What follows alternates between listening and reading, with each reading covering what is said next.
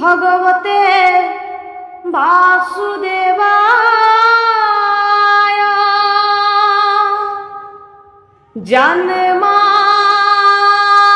জন্মাদৈস্য যতো নাম্বয়দি রাত সার্থে সোভিজ্ঞঃ স্বরট তেনে ব্রহ্ম হৃদয় ইয়াদি কবয়ে মুখিন্তায়াতি সুরাই তেজু वारि मृदं यथा विनिमयो यत्र तिर्सर्गोऽयमृषा धन्नासेन सदा निरस्तकुहकं सैतं परं धीमहि धर्म प्रजुतकै तव त्रयो परमो निर्मात् शरणं सतं वेदं वास्तवमृत वस्तु शिवदं तपत्रयोन्मूलनम् श्रीमद् भगवते महामुनि कृते किं वा पैरिरीश्वर सदुशैद्यवरुधत्राय कृतिभ सुसुज्यभि तत्खना निगम कल्पतरु गर्लितं फलं सुकमुख द्रव संयुतं पियत भगवतं रसमलायं महुरहुरसिका भुवि भावुकं पियत भगवतं रसमलायं महुरहुरसिका भुवि भावुकं हरि राम राम राम राम हरि राम राम राम राम कृष्ण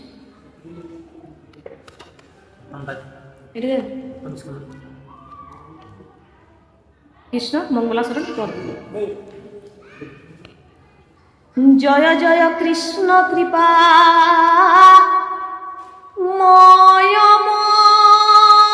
मयमहे सर जार आज्ञा क्षीरे बहे ब्रह्म हरि हर मत्स्य कूर्मय आदि अंश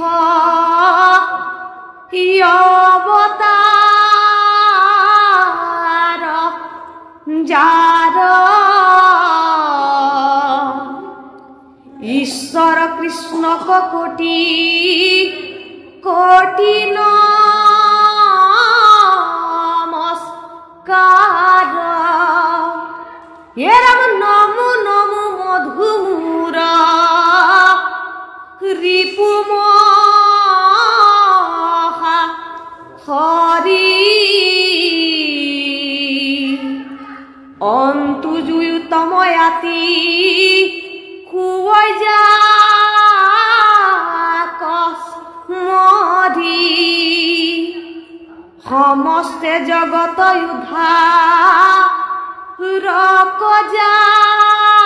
उद्धार नाम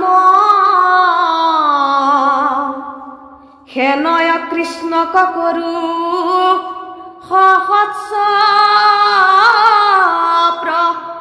प्रणाम हे राम प्रभु भगवंत नव भकतर नव निधि हरि कै स्मरणे रंभर सिद्धि परीक्षित मुख्य कथा दाधक स्तन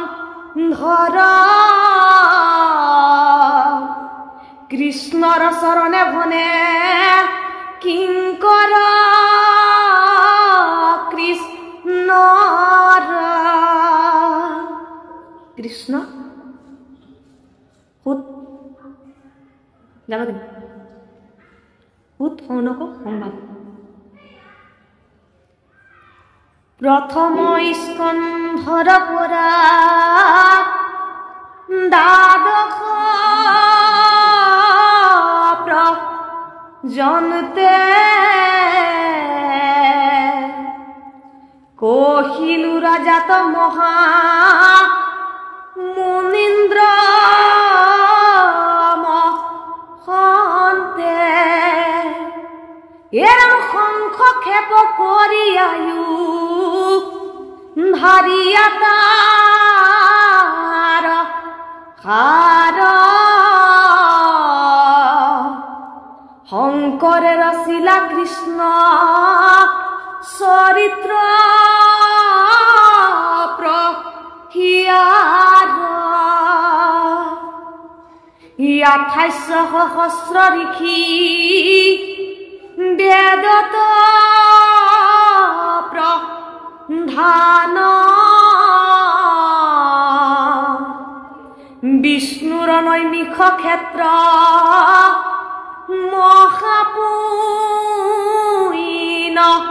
স্থান এৰাম মান্য কৰি হুতকপা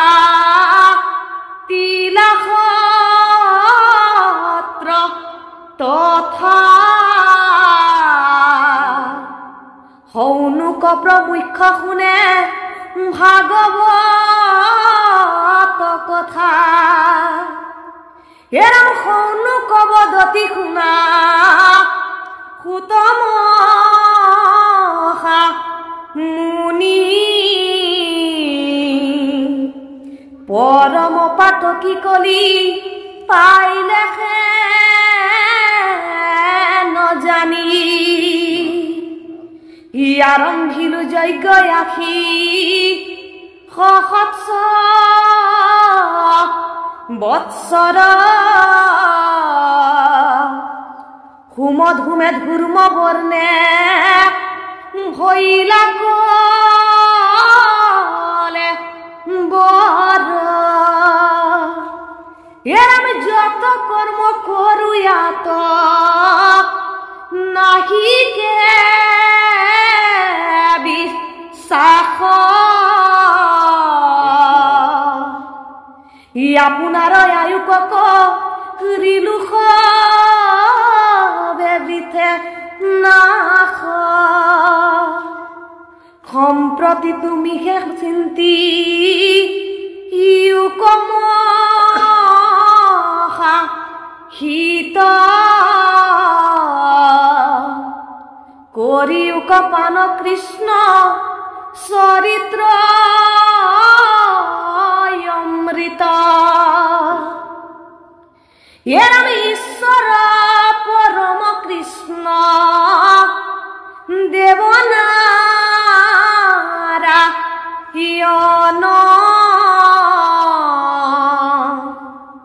তান মহাভক্তি তু শ্রবণ কীর্তন এরাম ইহা কোন জানিয়ান কর্ম করি মরু কয়ু কৃষ্ণ কথা হুত যেন তে তরু এরাম ইহা দেখে আমার লীলম ভাগ তুমি হেন মহন্তক পাইলু ভাই গুলাগ এরাম যত স্বর্গ সুখ যিটো মুখ সুখ মূল ভকতৰ সংগৰয় পকুনুখিত তুল আকাশে সঞ্চৰে ৰবি ৰথ যেন বায়ু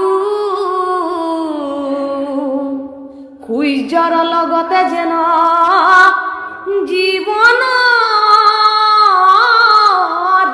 আয়ু হেৰাম এক ক্ষণে মনে জিতু কোনৈ কৃষ্ণ কথা তাৰ বিনে আউৰ জীৱ নহযায় বৃথা কৃষ্ণ তয়ৰ প্ৰিয়া কৰ্ম কৰোয়া আমি যত তাতো নানা বিঘ্নি আছে জানিলো মনত এরাম এতে কে পিয়ায়ু কৃষ্ণ চরিত্র অমৃত শ্রবণ মাত্রকে যেন হয়ু কৃত এরাম জাগ যুগ যজ্ঞ করি দুঃখ পাইলু মাত্র ইয়াৱে কহিউক ভাষা ভাগৱত শাস্ত্ৰ হৰি ৰাম ৰাম ৰাম হৰি ৰাম ৰাম ৰাম ৰাম কৃষ্ণ যে শ্লোকটো ওম নমো ভগৱতে বাসুদেৱা জন্মা দস্য জতুম্বয় দিতা চচা এইটো যে হেৰি কৰিছে কিন্তু বহুতে নোৱাৰে আকৌ মই কিন্তু আইগৰাকী কৃষ্ণ দেই মই চেষ্টা কৰিছোঁ কিন্তু নোৱাৰিছোঁ মই অকণমান আৰাম লৈছিলোঁ এই শুনিয়ে উঠি গৈছে সঁচাকৈ ময়ে নোৱাৰিছোঁ এই শব্দটো গাব লাগে আমি ভাগৱতৰ এই শ্লোকটোহে গাব লাগে এই সকলো নিগমটো এইটো অসমীয়ালৈ উন্নত নিগম কল্পতৰ গলিতং চুকম খুব দীৰ্ঘ চব সংযোজন প্ৰিয়ম ৰসমালয়া হয় নাই সেইটোৰ পৰা যে মই সকলো নিগমৰ কল্পটোৰ তাৰ ওপৰত অসমীয়ালৈ বা সেই ভাগলৈও হয় কিন্তু এইটো সম্পূৰ্ণ হোৱাৰ কাৰণে ভাল লাগিছিল পৰম ঈশ্বৰ কৃষ্ণ দেৱনাৰায়ণ প্ৰাণৰ ভক্তি এইটো শ্ৰৱণ কীৰ্তনত ভক্তিটো আছে আৰু ভক্তিটোৰ লগতে মুক্তিটো আছে ভগৱন্তৰ সাক্ষাৎ সন্মুখ কৰিব পৰা ব্যৱস্থাটো আমাক দিছে এই সিদ্ধান্তটো আমি ক'ৰ পৰা পালোঁ ভাগৱত শাস্ত্ৰৰ যোগেদি পালোঁ আৰু ভাগৱত আৰু বেদৰ তত্ত্বটো ভাগৱতৰ পৰা আমাক এইটো নিহিত কৰি আমাক দিলে বেদৰ তত্ত্বখিনি চাই ব্ৰহ্মা বেদ তিনিবাৰ চালে আৰু কাৰ মুখে আমি গম পালোঁ শৌনক মুনিৰ মুখে জানিব এই প্ৰথমতে আকৌ শুকদেৱে 60,000 ঋষিমুনিৰ আগত পাঠ কৰিছিলে 60,000 ঋষিমুনিৰ ওচৰত পাঠ কৰিছিলে পৰীক্ষিতক শুনাইছিলে কিন্তু 60,000 ভিতৰত 32,000 গুচি গ'ল 32,000 গুচি যোৱাত এইবোৰ কি গাইছে কি মেলিছে বুলিব গতিকে বৰ তেওঁলোক স্থিৰ নহ'ল কোনোবাই ক'লে যজ্ঞহে শ্ৰেষ্ঠ কোনোবাই ক'লে দানহে কোনোবাই ক'লে বলি বিধান ইত্যাদি ঘোষণা দিলে গতিকে সেইটো সন্মত নোহোৱাৰ কাৰণে গুচি গ'ল পাছত 28,000টো কোনে দিলে 28,000 লগত শৌনক মুনি আছিলে গাইবা 2800 সহস্ৰ ঋষি বেদত প্ৰধান কৃষ্ণ নৈভিকা ক্ষেত্ৰ মহাপুণ্য তীৰ্থৰ স্থান হয় নাই শৌনক বদতি সুত মহামানী ক'লে মান্যকৈ সুতক পাতিলা কথা গোটেই শৌনকে ঘোষণাটো শুকমুনিক ক'লে যে মোৰ আকৌ শুনিবলৈ মন গৈছে